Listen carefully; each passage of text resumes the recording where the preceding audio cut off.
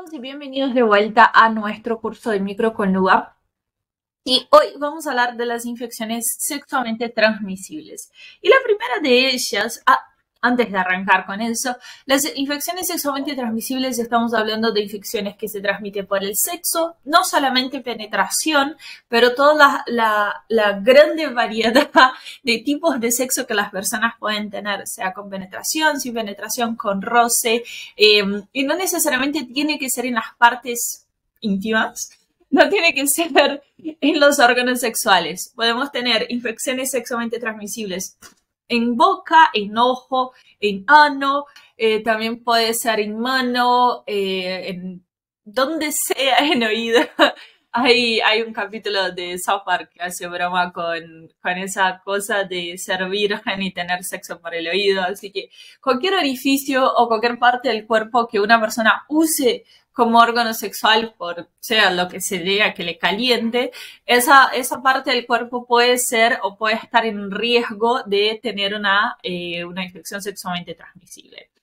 No hay que, nosotros como médicos, y me gusta usar ese espacio de la clase de sexuales para decir, nosotros como médicos no tenemos que juzgar la forma que las personas van a tener sexo, no tenemos que juzgar cómo las personas tienen sexo o con quién. El consultorio médico tiene que ser un lugar sin prejuicios para las personas que nos van a consultar. Más allá si sos religioso, si sos LGBTQ+, si sos, seguramente me faltó una letra, seguramente, si sos una persona más conservadora o más liberal. Cuando estás con la bata, estás con el guardapolvo, estás adentro del consultorio, no sos esa persona. Primero sos adentro del consultorio, primero sos médico y estás ahí para ayudar a esa persona a salir de un momento de crisis. Si es un momento de crisis, sea que estés de acuerdo o no con el momento de crisis de la persona. Lo mismo vale y ahí ya entramos en otra charla más polémica, pero lo mismo vale para el aborto, lo mismo vale para 1,5 millones de otros momentos que son como muy personales para los médicos, que son como que van en contra o van a favor de las creencias de los médicos. Pero en ese momento que estás dentro del consultorio, primero sos médico y tenés que atender los deseos de la persona que está delante tuyo, que es tu paciente. Cuando sacas la bata, sacas el embudo, salís de la puerta del consultorio, puedes tener la opinión que quieras. Pero no podés dejar que esa opinión, ese prejuicio tuyo, afecte el tratamiento de tu paciente. Dicho eso, después de ese reto, vamos a seguir con micro entonces. Entonces tenemos la sífilis, que es causada por el treponema pálido. El treponema pálido es una espiroqueta. Recuerden que las espiroquetas son gram negativas, tienen el flagelo por adentro de la membrana externa de su cuerpo, por eso tienen esa forma de tirabuzón. Y recuerden que se mueven, entonces el diagnóstico acá va a ser en campo negro, en campo oscuro, perdón, en campo oscuro, que es esa de acá, que tenemos las espiroquetas vivas, entonces las espiroquetas se mueven. No les puse el video de espiroquetas. A ver. Bien, así se mueven las espiroquetas en el campo oscuro. Acá lo que es acá es la pincita del microscopio y lo que estamos viendo son las espiroquetas moviéndose porque el flagelo adentro de ellas, cuando hace el movimiento, las mueve de esa forma medio tirabuzón. Esa es una forma de diagnóstico que tenemos, es un diagnóstico directo de las espiroquetas y después tenemos el otro diagnóstico directo que es la inmunofluorescencia. Ahí volvemos a la diapo, pero me encanta ver las espiroquetas moviéndose. La otra forma de diagnóstico entonces de las espiroquetas es la inmunofluorescencia. La inmunofluorescencia ya no se mueven porque están muertas. Toda vez que teníamos algo, pintamos alguna bacteria, algún microorganismo, lo vamos a terminar matando porque la fijación es con calor, entonces lo matamos. Igual tampoco está bueno que te pinten, ¿no? Entonces probablemente también la tinción no termine matando. Y la sífilis entonces tenemos 3 estadios, la primaria, secundaria y terciaria. En el estadio primario vamos a tener el chancro, que el chancro no se nota, no se ve. A ver si tengo una fotito. El chancro normalmente está escondido y cómo se va el chancro es lo más... no es probable que la persona vaya a consultar. Como no duele, no causa dolor. La máxima de la medicina es, si no causa dolor, no termino consultando. Entonces el chancro es algo que pasa desapercibido. Después pasamos a la fase secundaria, donde tengo un hash cutáneo entero que no respeta manos y palmas. Eso es un dato choice. Y es algo importante en la sífilis porque la mayoría de las enfermedades respetan palmas y plantas o respetan las mucosas. Y la fase secundaria de la sífilis no respeta mucosas. Puedes tener ese rayo, esas bolitas adentro de la boca, en el periné, en el ano. Entonces es mucho más diseminado. Acá es normalmente donde las personas van a consultar. Y consulta en dermato.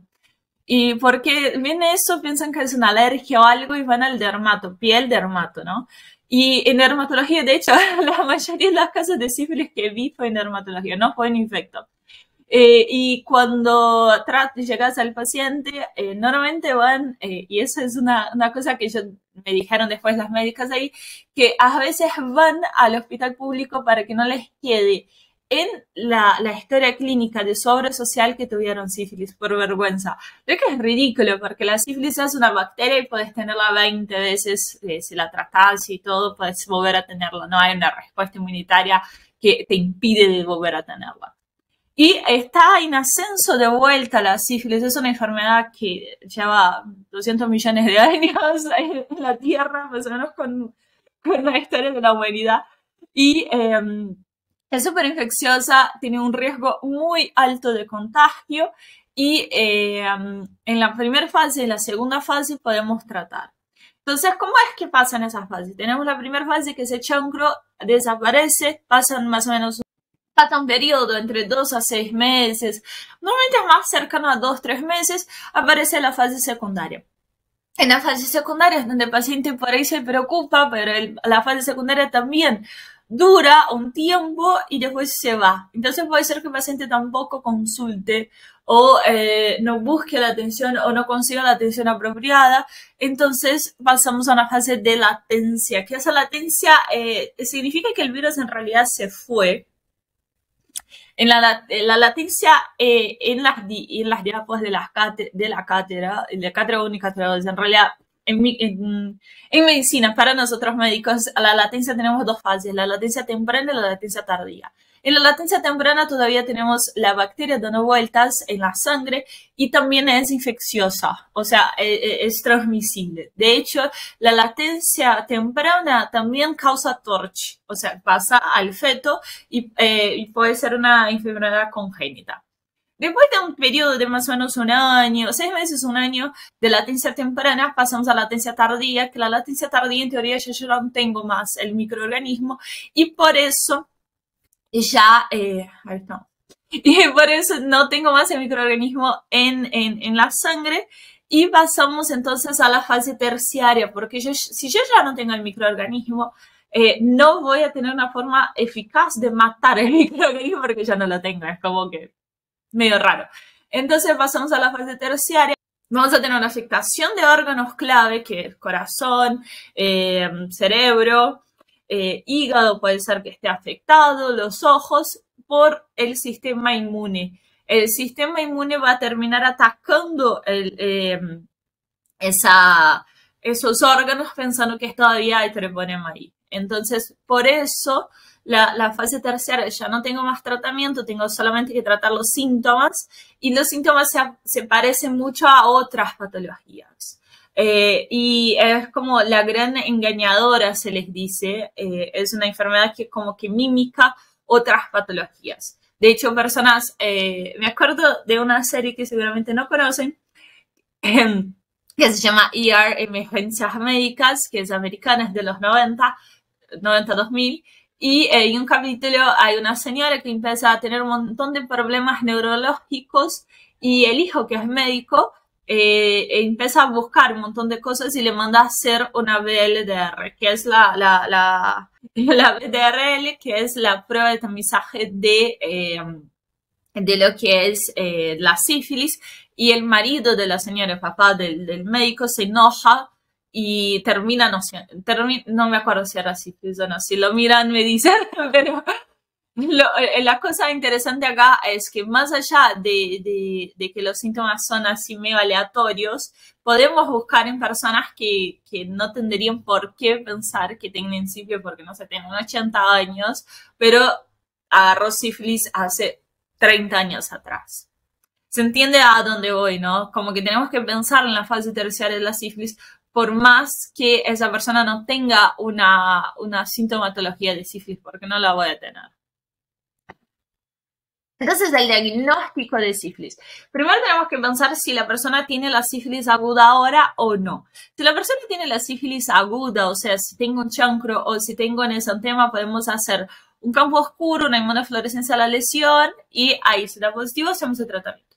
Si la persona no tiene un chancro, por ejemplo, vamos a pasar a la serología indirecta. Vamos a hacer un diagnóstico indirecto. Vamos a buscar anticuerpos y vamos a buscar antígenos. Las VDRLs y vamos a ver si es reactivo o no reactivo, si es positivo o no. Si es positivo, la confirmamos con la FTA-EBS, que el FTA-EBS es más específico que la VDRL. La VDRL es más sensible, pero menos específico. Es un algoritmo en dos partes.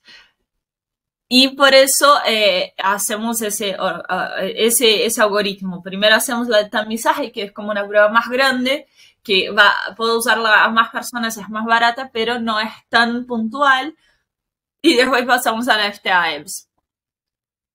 Ojo que acá hay algo que es muy lindo en los libros, pero me gusta aclararlo porque el día de mañana van a ser médicos. Muchas veces terminamos tratando a los pacientes antes de tener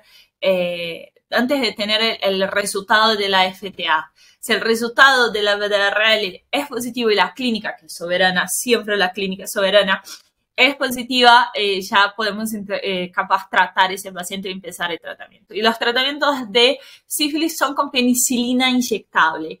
La penicilina es el antibiótico más viejo del mundo y el treponema no es resistente a penicilina y entonces lo vamos a tratar con 2.400.000 unidades internacionales. Ese es un número que me gusta que sepan porque si no lo toman en micro, en efecto, en algún momento les van a preguntar, en alguna ronda o algo les van a preguntar el tratamiento de sífilis. Y se puede hacer de una sola vez, o sea, todo junto, se puede dividir en distintas dosis. En el hospital que yo cursé dermato, que fue donde más vi tratamiento de sífilis, se hacía en 3 semanas. No porque se necesitaba las 3 semanas para hacer tratamiento, sino para hacer un acompañamiento del paciente. Pasemos entonces a chancroides, el chancroide que es causado por el Haemophilus ducrechi. Adentro de todos los chancros, o sea, todas las patologías sexuales tenemos chancros blandos, chancros duros, chancros distintos. Todos son úlceras, vale aclarar acá. Y algunas son dolorosas, otras no son dolorosas, va a depender del microorganismo. Y algunas, las úlceras son provocadas después de que tenga una inflamación de ganglios, por ejemplo, o otras justo en el lugar de infección, como por ejemplo de la sífilis. Entonces va a variar eso. Lo que tenemos que tener en cuenta es que cada uno de esos microorganismos va a ser muy transmisible. Entonces tenemos que intentar tratarlo lo más rápido posible. Acá entonces tenemos el chancroide para Haemophilus ducrechi. Recuérdense que la Haemophilus es una bacteria, el ducrechi es otra especie de Haemophilus que es un género de bacterias, por ejemplo el Hib hace parte de los Haemophilus y en Hib teníamos la cápsula, que la cápsula permitía que el Hib fuera a hacer infecciones al sistema nervioso central. El ducrechi no tiene esa cápsula, entonces penetra la mucosa, produce un infiltrado y con sus factores de virulencia causa una úlcera. El granuloma inguinal, fíjense que es otra úlcera, otro chancroide, digamos así, otro chancro, otra úlcera, vamos a decir úlcera, y es causada por la Klebsiella granulomatosis. Y la Klebsiella es una bacteria gram negativa que produce neumonías. Recuérdense que teníamos la Klebsiella pneumoniae, que era una bacteria que normalmente estaba vinculada con resistencia antibiótica. Y lo interesante del Donovasis, que es el granuloma inguinal causado por la Klebsiella, es esa célula de polimorfo nuclear que está infectada. Esos puntitos adentro del citoplasma de las células son las bacterias, son las klebsiellas. Y ellas causan ese cuerpo de Donovasi, esa célula de Donovasi que es muy característica de la citología de verlas y por eso se hace el diagnóstico. El tratamiento de todas ellas va a ser antibióticos, pero depende de cada una de ellas van a ser distintos antibióticos. El granuloma, linfogranuloma venéreo, también vamos a formar una úlcera, pero fíjense, esa es la úlcera que vamos a formar, pero fíjense que está en la zona linfática y forma ese bulbón. Después que forma ese bulbón, se rompe ese bulbón y se extravasa. Hay una fistulización del contenido de adentro de esos bulbones y por eso se libera al exterior. Después tenemos entonces el herpes simplex, pasamos un poquito a los virus. El herpes simplex entonces nos va a dar lo mismo que hacía el herpes normal. Siempre es el herpes normal. Entonces nos va a dar las mismas ampollitas y esas ampollitas cuando se rompen van a tener adentro del líquido el virus que va a estar dando vuelta y ese virus es un virus envuelto que tiene un tegumento, tiene la cápside, la nucleocápside adentro y ese virus va a transmitir de persona a persona. Antes, y a veces, dependiendo del docente que nos tome o docente que nos da la clase, habla de herpes simplex 1 en oro, en cavidad oral, y herpes simplex 2 en cavidad genital. Hoy en día se vio que ya no es más así, pero bueno, téngalo en cuenta que algunos docentes todavía están medio vieja escuela y creen en eso. Bueno, el Neisseria entonces va a ser una bacteria, la gonorrea hace parte del género de las Neisserias, que también es una gram negativa. Recuerden que la Neisseria puede ser la meningitis, que causaba neumonías y meningitis, y la Neisseria gonorreal va a causar una patología en las mujeres, que es inflamatoria, una EPI, una enfermedad pubiana inflamatoria, y puede causar uretritis en los varones. Y esa uretritis puede ser gonorreae o no gonorreica. Está dividida así por quién causa, si es la gonorrea o no la gonorrea. Si acaso está causada la uretritis por gonorrea, vamos a tener que hay una diseminación de esa infección en la cual hay un dolor, hay hipersensibilidad, hay disuria y secreción mucoporulenta en la uretra masculina. Y en las mujeres, en realidad no causa una clínica tan florida, es un poco más, es sintomática porque tenés olor, podés tener dolor, pero no va a ser tan florida cuanto en los varones. Fíjense que va a tener los testículos inflamados, inflamación del pene, hay una sensación de quemazón cuando hace pis y puede llegar a una ITU por gonorrea. Ya las uretritis no gonocócicas van a tener una clínica muy parecida, capaz no tan florida, no tanta purulenta, pero va a ser también florida. Y lo que vamos a hacer para diferenciar es, si hacemos un gram, por ejemplo, la gonocócica ya nos va a dar el diagnóstico de etiología, porque vamos a ver la gram negativa, pero las otras tres, como no se pintan bien, no se tienen bien con gram, no vamos a tener ningún rédito de microorganismos. Entonces la clasificamos como no gonocócica y se trata acorde. Esa clasificación en realidad es más para el tratamiento que para otra cosa, porque si vemos que es Neisseria directamente la tratamos de una forma y si son las otras tratamos de otra forma. Fíjense que la clínica de la no gonocócica hay una clínica, pero no es tan florida. Puede haber una secreción purulenta, pero la gonocócica sí o sí tiene secreción purulenta y tiene muchos más síntomas. Pasamos a las vaginosis. Las vaginosis son inflamaciones de la vagina y podemos tener, por ejemplo, una candidiasis que puede ser causada o no puede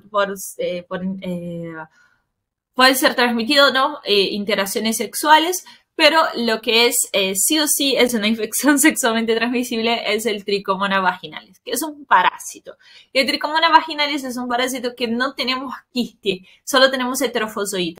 no tiene quiste o por lo menos no se vio el quiste, solo tenemos el trofocito. Porque como la transmisión de la enfermedad es sexual, no tenemos una necesidad de un elemento de resistencia. Yo siempre la vi por ese lado, por un lado más evolutivo. Puede ser que realmente nunca hubo ese quiste o puede ser que la tricomona evolucionó de una forma sin la necesidad de ese quiste, ya que la transmisión no le hace necesario haber un quiste para estar en el medio ambiente. Entonces la transmisión va a causar que las mujeres puedan ser asintomáticas, pero los varones sí o sí siempre tienen la patología. Los dos tienen patología, perdón. Las mujeres pueden ser asintomáticas, portadoras de esa patología, de ese parásito, y no tener una clínica propiamente dicha, pero los varones siempre tienen clínica. Entonces los tratamos a los dos por igual. Pasamos a HPV. El HPV es un virus que va a causar lesiones proliferativas. Tenemos distintos serotipos adentro del virus y los más preocupantes es el 16 y el 18, que son los que causan más cánceres en todo el mundo. Y lo que hace es el virus, estaba mostrando con el virus entra por acá, va hasta la membrana basal y hace que las células sean proliferativas y sean distintas a las células normales. Fíjense que esas células son raras, vamos a decirlo raras, son raras en comparación a las células del epitelio estratificado del cervix. El cervix es el espacio entre la vagina y la boquita del útero. Entonces ahí en ese cuello, que es un epitelio de transición, o sea, tengo 12 tipos de epitelios que se están encontrando, donde ya es el lugar más probable que pueda causar un cáncer. Cuando tengo el HPV, me va a hacer que haya una proliferación de esas células porque activa usando algunas proteínas, como por ejemplo la E6 y E7, la E5, E6 y E7, que son las proteínas adentro del genoma de ese virus que activan la replicación celular. El virus hace eso para poder replicarse más él mismo adentro del cuerpo, adentro de las células de nuestro cuerpo. Pero lo que ocasiona es que como hay esa replicación sin control, las células no hacen perfectas. Es como Homero cuando hace muchos clones del mismo y los clones ya quedan cualquier cosa. Bueno, es eso. Cuando hacemos muchos clones de una célula, fíjate que las últimas no van a salir bien. Entonces, tenemos distintos grados de la lesión. Acá en micro no nos importa tanto los grados de la lesión, pero vamos a tener que estudiarlos más adelante, así que yo ya les adelanto un poquito. Tenemos un grado bajo, un grado alto y ya tenemos el cáncer invasivo. Cuando tenemos cáncer invasivo, puede ser que ya tengamos metástasis, porque las células cancerígenas pasaron la membrana basal del epitelio, de ese epitelio, del cervix, del cuello uterino. Entonces, para diagnosticarlo, ay, qué feo quedó la fotito, para diagnosticarlo tenemos que hacer un PAP.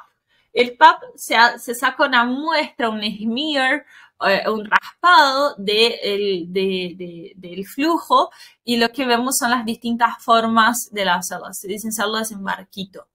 Entonces vemos cómo están conformadas las células. Y dependiendo de cómo están conformadas las células, sabemos si ya estamos en un cáncer, si aún no es cáncer, si ya está infectado. Lo otro que podemos hacer es un colpo que es mirar con es como un embudo, lo miramos adentro de la vagina y miramos el cuello del útero.